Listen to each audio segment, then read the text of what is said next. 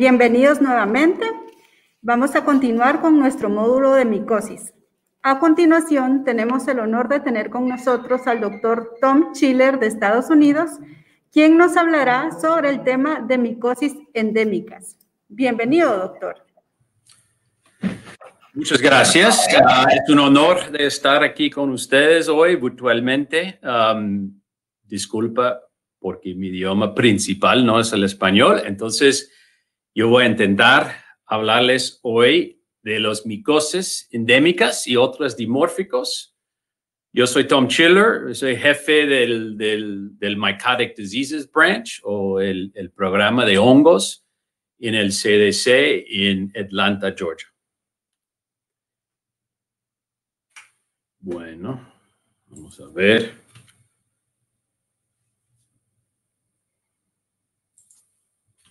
Ok, ya. Siempre hay que jugar un poco con lo electrónico. Bueno, empezamos con la definición de endémico, según el diccionario. Propio y exclusivo de determinantes localidades o regiones. Lo que sabemos es que para los micoses, ¿qué es realmente consideramos endémicas? Y yo creo que mucho del mundo que habla de patógenos, que infecciones, no pensamos tanto en la definición estricta de endémica que tal vez hemos pensado antes. Para los hongos, eso incluye principalmente hongos del orden Onigenales y casi todos son dimórficos o tienen dos formas, una forma que existe al tiempo ambiental, en el ambiente, y la otra forma que existe en el cuerpo humano o animal donde se infecta. Nosotros también normalmente incluyen en ese grupo de endémicas otras hongos como el Caloromyces marnefiae, o se antes refiere al Penicillium. Y también algunas personas también incluyen el grupo de especies de género Sporotrix. Entonces vamos a hablar un poquito de Sporotrix hoy. Y también a veces incluimos unas especies de Cryptococcus gattii, aunque realmente tal vez no es una endémica clásica, pero sí se podría hablar del gattii como endémico también. ¿Dónde estamos encontrando esos exclusivamente micoses, ¿no? Esos endémicos?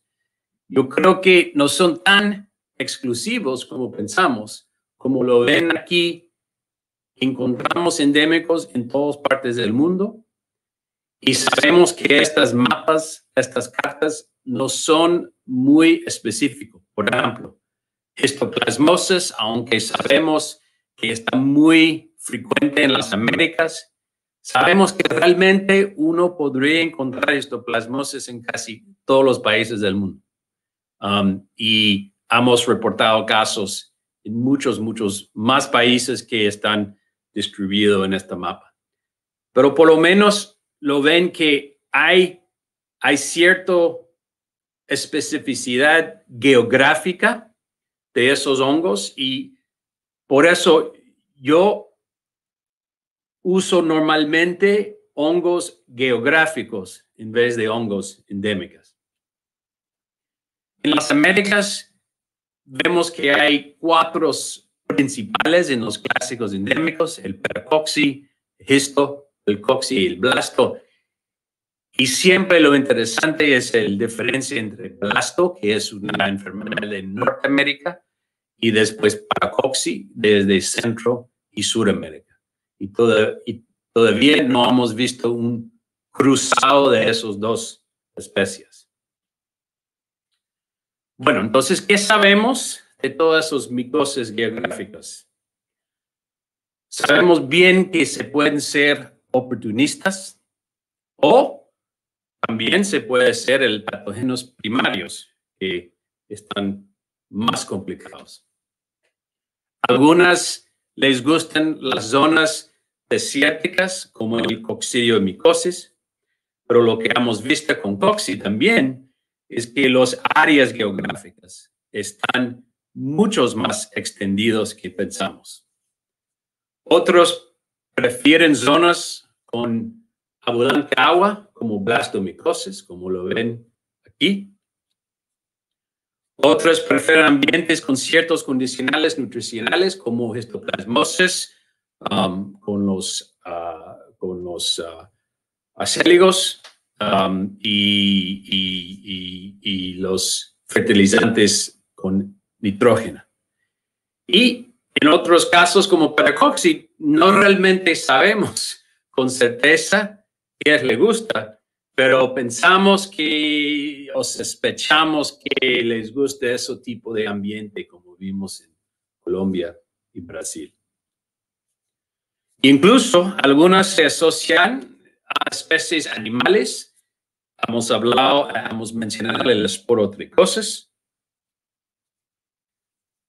Entonces, todo eso es un grupo grande de diferentes especies, pero ¿qué tipo de enfermedades causan los endémicos? Sabemos que hay un grupo de presentaciones clínicas muy diversas, una forma muy leve hasta una enfermedad severa o muy grave. La infección ocurre principalmente por vía respiratoria, razón por la cual las neumonías son importantes. Y lo que hemos tratado de hacer es tener una muy buena campaña para que los médicos piensen en hongos cuando lo ven neumonías. Y un buen ejemplo de eso, queremos presentar un poquito de datos de un estudio que se llamaba Supernova. ¿Qué es el Supernova? Es una vigilancia activa de gastroenteritis viral y infecciones respiratorias agudos. Hicimos eso en dos lugares en los Estados Unidos y los objetivos eran de determinar la carga hospitalaria de virus respiratorios como causas de ese tipo de respiratorios agudos en adultos y caracterizar los factores clínicos y epidemiológicos. Nosotros pedimos las muestras para también ver qué contribución, si hay algo, de hongos en ese Supernova estudio.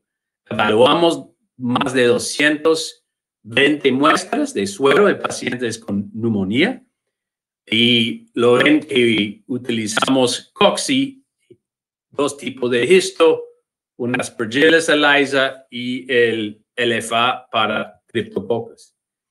Y los datos nos sorprendieron un poco porque había bastante positivos en el 224 muestras con el suero analizados. Y lo ven aquí que casi 20% de las muestras analizadas resultaron positivos utilizando un diagnóstico hongo. Y aquí lo ven los diferentes positivos. 30 positivos para cocci, 17 para el antígeno de histoplasmosis, y el antígeno es muy específico para una infección, y después dos positivos para Aspergillus, el antígeno también. No se identificó ninguna muestra de cripto. Entonces, en el Supernova, ese estudio se ha hecho para entender la contribución de virus en la neumonía y lo ven que solo 15 de 224 tenía evidencia de una infección ambos bacteriana y viral, pero más del doble, el 19%, tenía alguna evidencia de una infección fúngica. Entonces, realizamos como hemos pensado que el hongo, y especialmente el hongo endémica, está causando más neumonía comunitaria que estamos pensando. Sabemos también que uno de los problemas con esos hongos endémicos es que se pueden causar brotes, y hemos investigado muchos brotes, pero aquí unos ejemplos. Eso fue un brote muy grave en la República Dominicana, donde en este túnel aquí estaban trabajando gente, pero había un montón de murciélagos y el heces del murciélagos era como 1 metro y los trabajadores eran entrando, sacando, y desafortunadamente muchos se enfermaron y inclusive creo que hasta 5 personas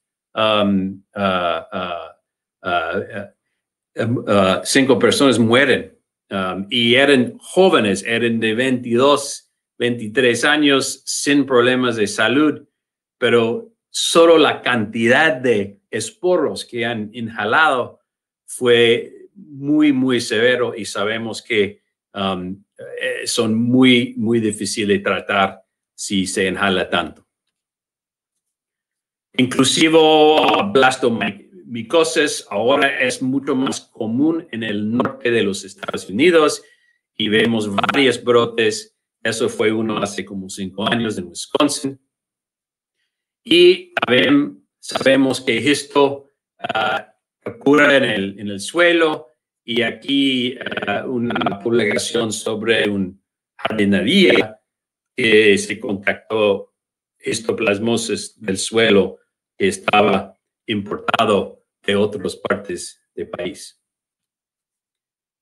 Sabemos también en el aire, en el parte de Arizona y otras partes de Centroamérica, que se podría tener esos tormentas de arena, y en ese tipo de cosas se puede tener unas brotes de cocci que están bastante severas también. Esporotricosis es uno de esos endémicas que pensamos es algo emergente, y especialmente con esos nuevas especies que se llaman esporotricosis brasilienses, que antes de los 90s había una enfoque ahí en São Paulo, en el estado de São Paulo, y poco a poco se han expandido eso, nuevas especies, porque es muy, muy contagioso entre gato y gato, y también después gato a humano. Y lo ven que en el 2018 ya se han expandido por el parte del sur hacia el noreste, y se ven que los números de casos publicados hace un par de años en Río de Janeiro subió hasta casi 12,000, y yo creo que ahora más de 20,000 casos, y lo ven en gatos salvajes, pero también muchos casos en veterinarios que están cuidando a esos gatos. ¿Qué tan frecuentes son esos micosis endémicos? Hemos hablado de eso, hemos visto un poquito de los estudios de neumonía, pero en los Estados Unidos solo reportamos un hongo endémica, entonces es el número de casos de coccidiomicosis. Aquí lo ven en un gráfico, es un poquito viejo, el 2016 ya tenemos 7, 18, 19 y vemos que está subiendo. Pero por lo menos podemos usar vigilancia para entender el movimiento y los números de casos de cocci. Pero esa es la única endémica que creamos esos datos en los Estados Unidos. Hace poco hicieron una estimación de la mortalidad asociada de histoplasmosis en pacientes con VIH y SIDA. Casi 5,000 muertes relacionadas estimados en América Latina, Y si se compara eso a malaria, malaria casi no mata a nadie más en Latinoamérica. Sabemos que histoplasmosis es un gran problema y tenemos que seguir luchando contra esto. Pero el problema en general es no se conoce la carga de esas enfermedades porque no tenemos vigilancia, no tenemos datos, pocos pequeños estudios, pero necesitamos entender más morbilidad, mortalidad, impacto económico y otros indicadores sociales. Quiero hablar un poquito del One Health y cómo eso relaciona a hongos. Sabemos que hongos existen en el ambiente, entonces ellos tienen una muy fuerte conexión a los ecosistemas y al medio ambiente.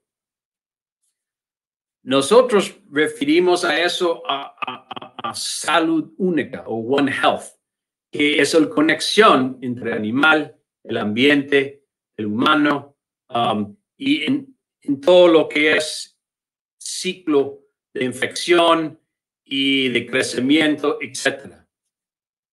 Sabemos que la salud de los seres humanos está bien relacionada con la salud de los animales y el medio ambiente. Y yo creo que les trajo muy bien con una de los endémicas. Es el esfuerzo que tenemos que colaborar entre esos múltiples disciplinas y sectores. Y para nosotros médicos, siempre hay que dar cuenta que esos tipos de colaboraciones pueden ayudar mucho en entendiendo el riesgo geográfico de muchas enfermedades y especialmente incluyendo los hongos endémicos. Entonces, para concluir, cuando se sospecha una micosis endémica, normalmente hay varias cosas que juntan, ¿no? Tiene el laboratorio, tal vez unas cosas epidemiológico que se dediquen a eso. Los síntomas, aunque los síntomas pueden ser muy general. Y después un conocimiento de dónde estaba esa persona y del área mismo, si es un riesgo geográfico para esos tipos de enfermedades. Entonces, realmente, juntando todo eso, se llega a un diagnóstico de los micosis endémica y es muy importante de pensar y tener un balance entre el conocimiento y el acceso a la tecnología para realmente poder hacer el diagnóstico correcto.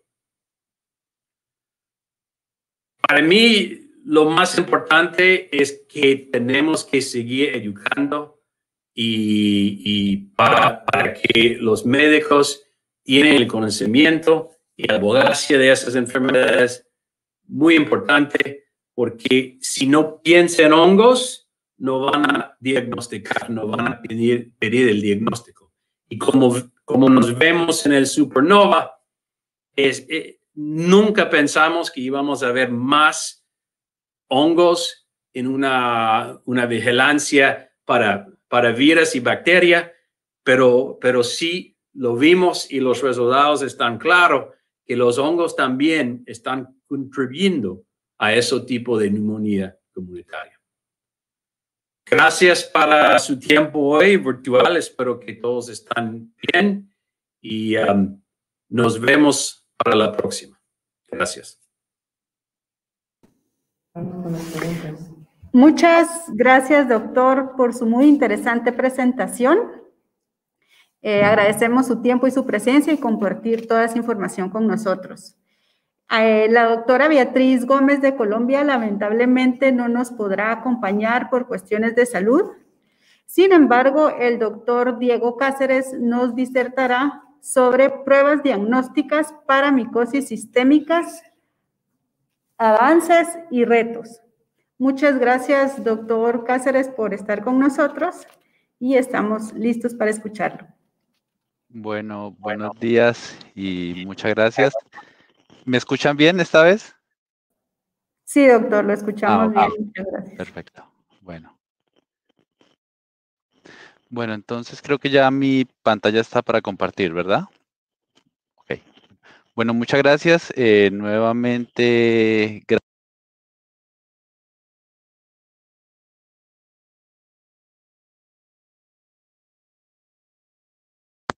Beatriz Gómez. Pues he tenido la oportunidad de trabajar con ella durante muchos años, entonces ella me pidió el favor de cubrir el tema de su presentación. Esta presentación pues está titulada hacia el diagnóstico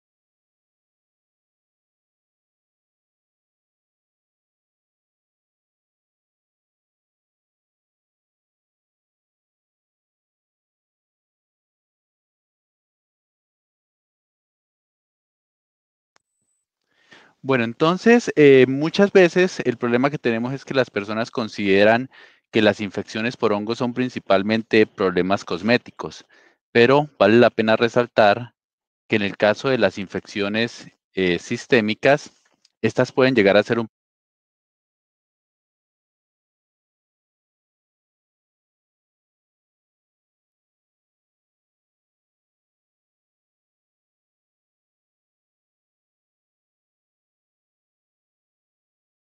asocia con este tipo de infecciones. Doctor Cáceres. ¿Sí? Disculpe, se nos fue un poco el sonido. No sé si quisieran hacernos favor de repetir las dos últimas diapositivas o, bueno, idealmente desde el principio, si no es mucha molestia. El tiempo lo tenemos y la plática está muy interesante. ¿Aquí me escuchan?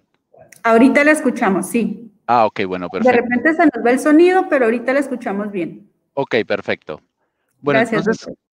con relación a las infecciones por hongos, pues como les venía comentando, muchas veces se consideran que estas son un problema estético, pero vale la pena decir que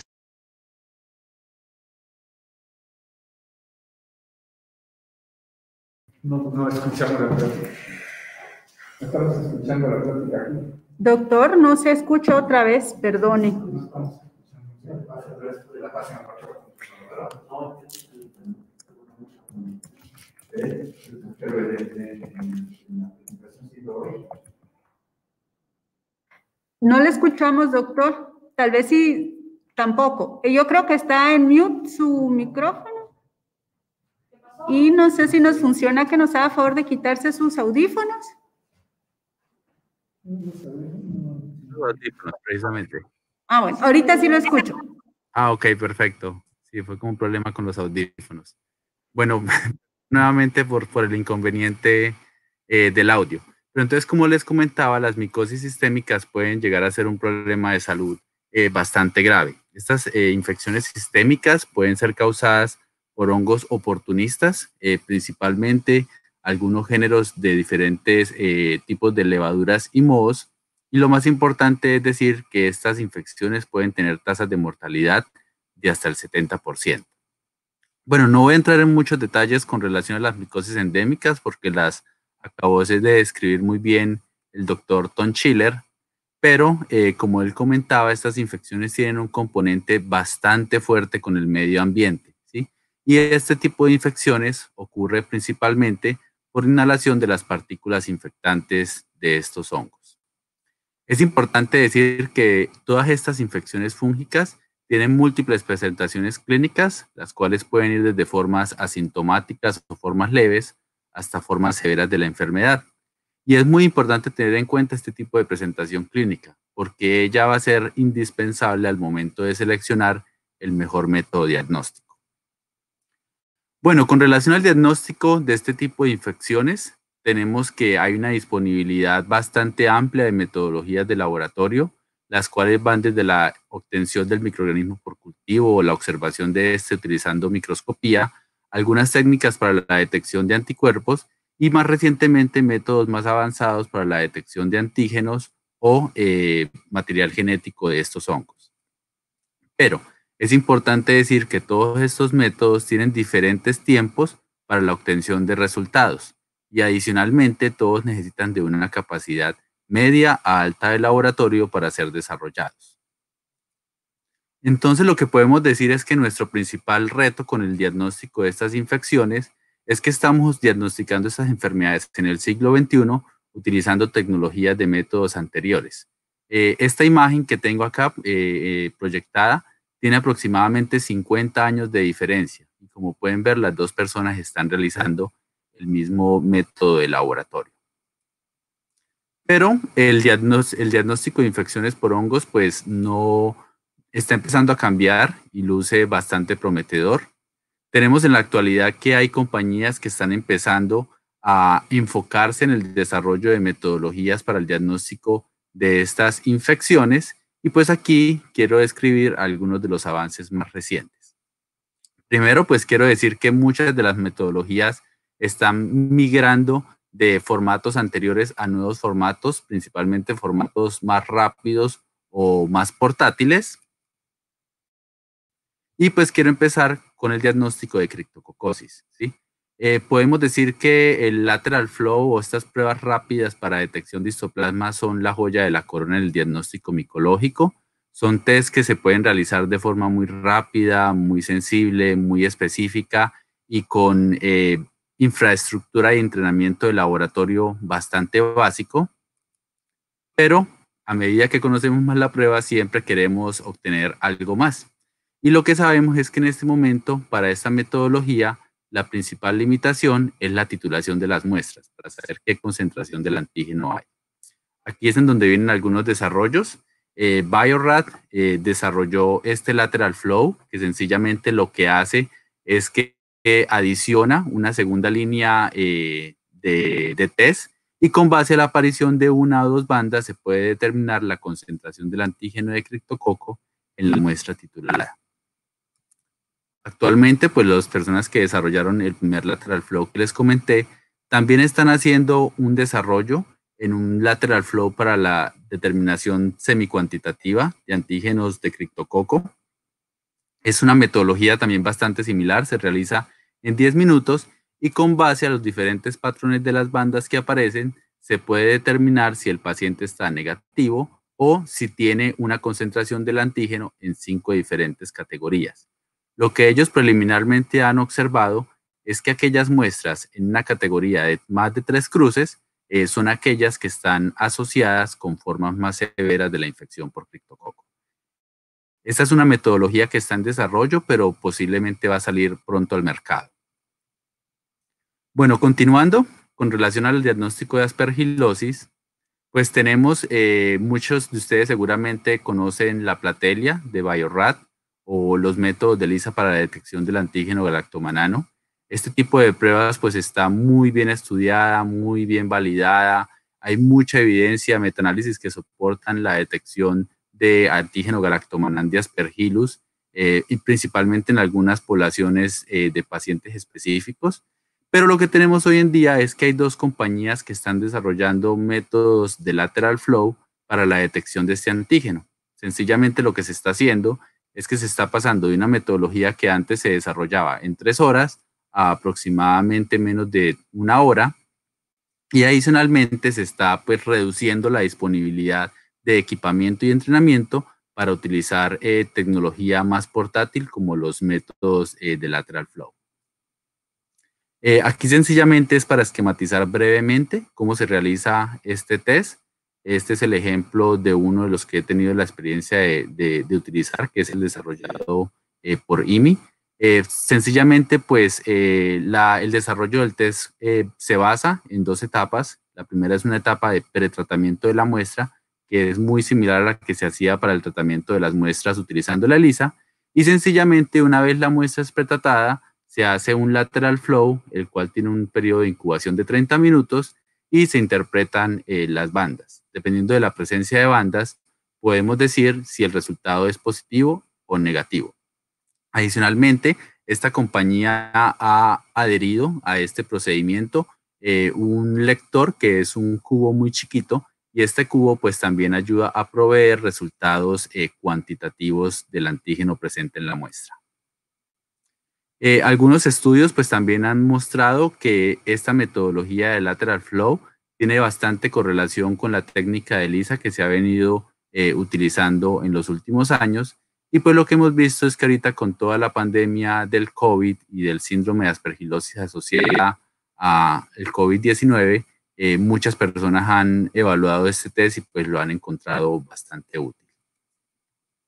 Con relación a Cándida, quiero poner Cándida entre comillas, porque la verdad, a diferencia de pronto del T2 de Cándida y algunos métodos moleculares, lo que está disponible para la identificación de biomarcadores es bastante limitado o inespecífico. Seguramente muchos de ustedes conocen el Fungitel, que es una prueba para la detección de antígeno betaglucano. Tiene un alto valor predictivo negativo, lo cual es bueno para descartar una infección fúngica, pero es una prueba que es universal y por tal motivo no es específica del diagnóstico de Cándida. Puede ser positiva en muchas otras infecciones fúngicas, excepto las infecciones por mucorales, criptococosis y blastomicosis. Adicionalmente, es un test que tiene un alto riesgo de contaminación exógena y adicionalmente sus costos pueden ser elevados, ya que para la elaboración de este se debe correr todo un plato completo. Pero aquí quiero mostrar este producto. Es un test para la detección de antígeno betaglucano que es desarrollado por Fujifilm.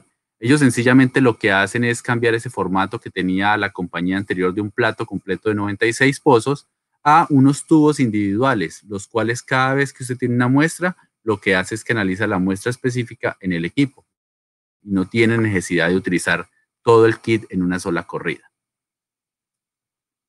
Adicionalmente, pues buscando, encontré este kit que es para la detección de antígeno galactomannan de Cándida y anticuerpos IgM e IgG contra Cándida, pero desafortunadamente el soporte con relación a validaciones pues es muy escaso.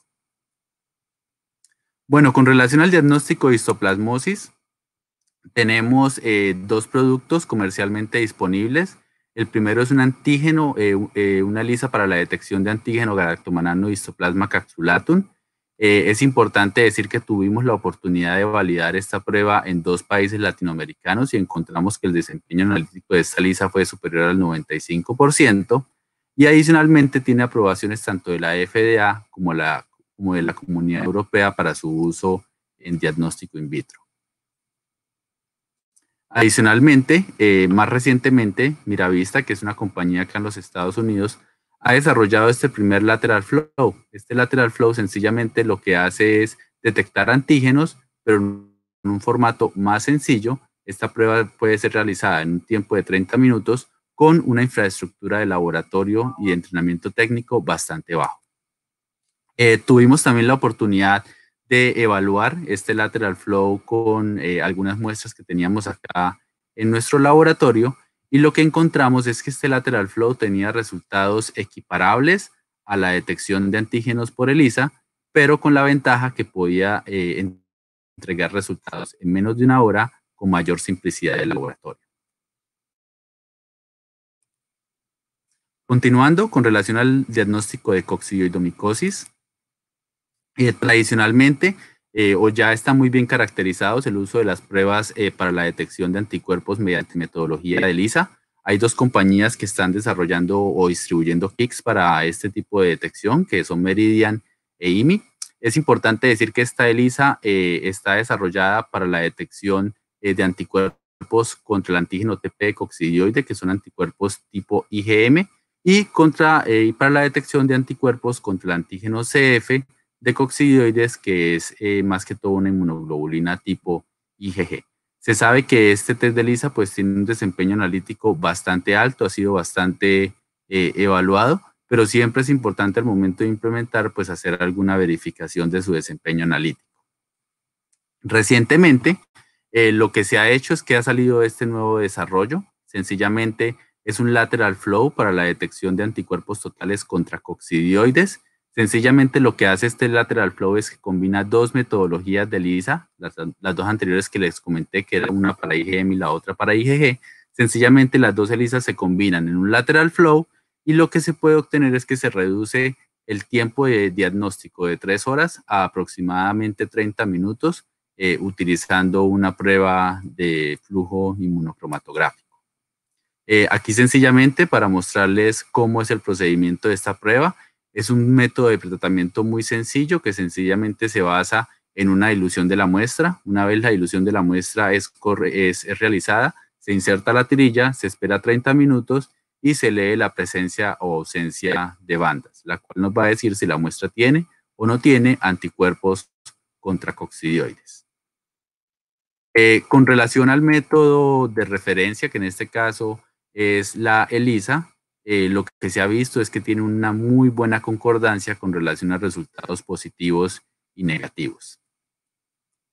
Y adicionalmente, recientemente también se ha visto que este lateral flow puede ser útil para el diagnóstico de coccidioidomicosis en animales, principalmente en perros. Esto es importante primero para conocer un poco más de la epidemiología de la enfermedad, pero como ustedes saben también las mascotas hacen parte de nuestra familia, entonces también queremos tener un cuidado adecuado para ellos. Bueno, antes de terminar, pues también quiero mostrar un par de bonus, especialmente asociados con el cuidado de la enfermedad avanzada por el VIH.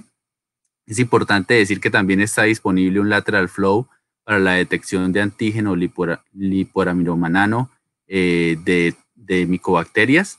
Es importante decir que este test es útil para el diagnóstico de tuberculosis diseminada en personas con VIH avanzado y que su desempeño analítico es el mejor cuando el paciente tiene menos de 100 células CD4. Adicionalmente, pues también se encuentra disponible este lateral flow para la determinación de CD4. Sencillamente lo que hace este lateral flow es decir si el paciente está por debajo o por encima de 200 células. O sea que podría ser una buena alternativa de tamizaje rápido en aquellos lugares donde, por ejemplo, la realización del CD4 por citometría es limitada. Importante decir que no reemplaza la citometría, sino que lo que hace es ayudar a agilizar un poco la toma de decisiones. Bueno, ya mostré lo bonito. ¿Qué es lo malo o lo no tan bonito? Primero es la necesidad de nuevos diagnósticos y me quiero enfocar en aquellas enfermedades más prevalentes en la región de las Américas. Definitivamente se debe mejorar el diagnóstico de Cándida. Es una enfermedad que es muy frecuente y que se asocia a altas tasas de mortalidad.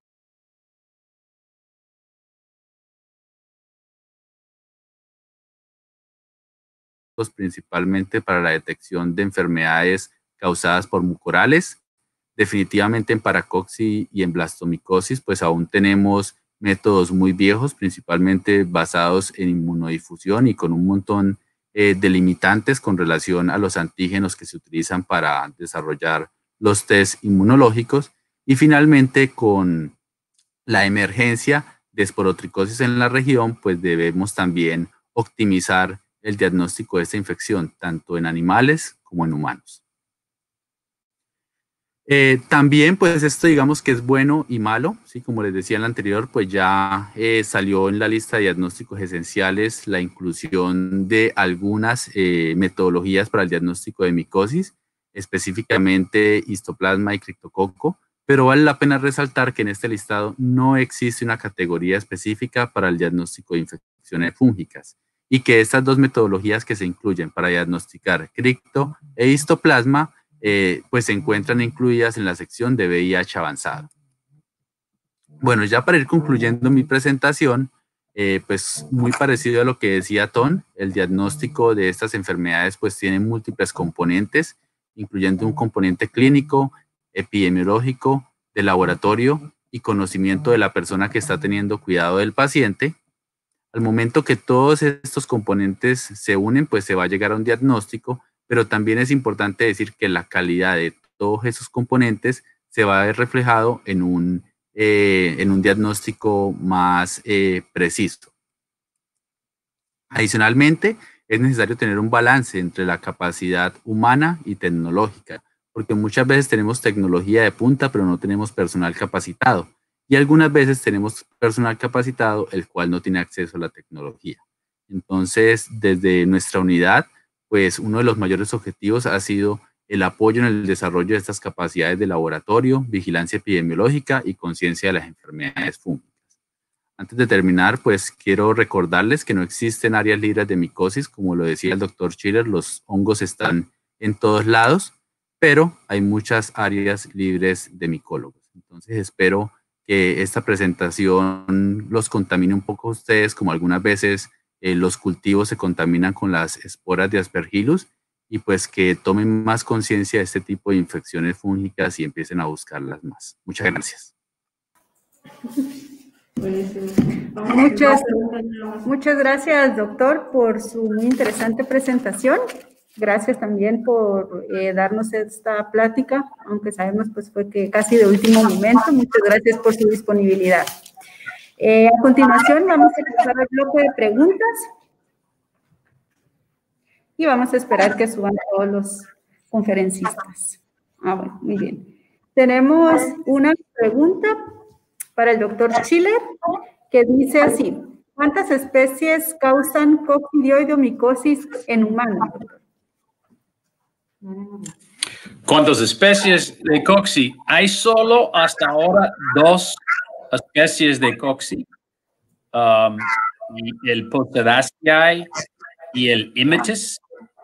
Vemos que a veces ellos cruzan y existen juntos, por ejemplo, en partes de California. Pero hasta ahora solo identificamos por genética 2 especies. Muchas gracias, doctor, por su respuesta. Y tenemos otra pregunta para el doctor Cáceres. ¿Nos puede hablar, doctor, del desempeño de la nueva prueba de IMI y la de Miravista para el diagnóstico de histoplasmosis?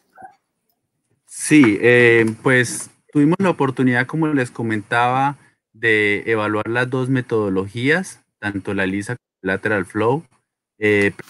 En las validaciones que realizamos, lo que encontramos es que las 2 presentan resultados similares, con desempeños analíticos superiores al 90%, tanto en sensibilidad como en especificidad. Lo que sí sabemos es, primero, una de las 2 metodologías pues tiene aprobación de la FDA y de la Comunidad Europea. Ello facilita un poco más su implementación fuera de los Estados Unidos. La segunda, que es el lateral flow, pues en el momento no tiene aprobación de la FDA, sino solamente de la Comunidad Europea. Pero lo que observamos es que ambas metodologías presentan desempeños analíticos bastante altos. Importante decir, en personas infectadas por el VIH, no hemos hecho validaciones en otras poblaciones de pacientes con histoplasmosis. Y pues las 2 tienen la ventaja que generan resultados en un par de horas o incluso minutos. Muchas gracias, doctor. Información muy interesante. Pues ya estamos entonces para finalizar nuestro módulo. Agradecemos grandemente su presencia, su tiempo y por compartir tan valiosa información con nosotros. Esperamos entonces en un futuro poder seguir compartiendo y que tengan una feliz tarde. Muchas gracias. Hasta luego. Hasta luego, gracias.